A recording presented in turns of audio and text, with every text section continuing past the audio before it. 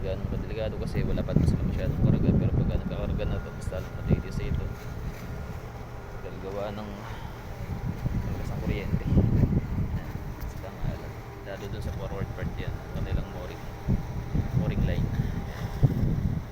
Tingnan natin, punta tayo dun. Very beautiful paint. Napakayaman nila sa pintura. Ayan nila sa pintura dito. Okay.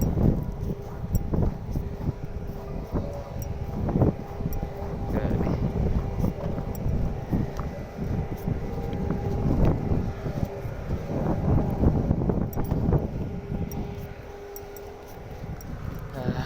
At saka yung mga naglinis na istiba dito, hindi man lang nila inisagaso o nilinis mabuti.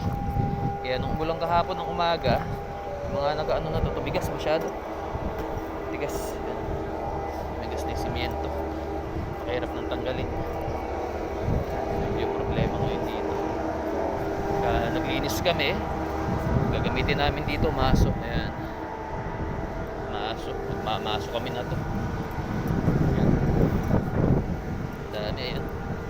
Tigas. Sobra. Very hard.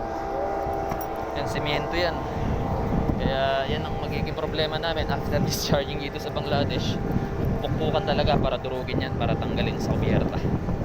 Ay naka, hindi man lang inayos na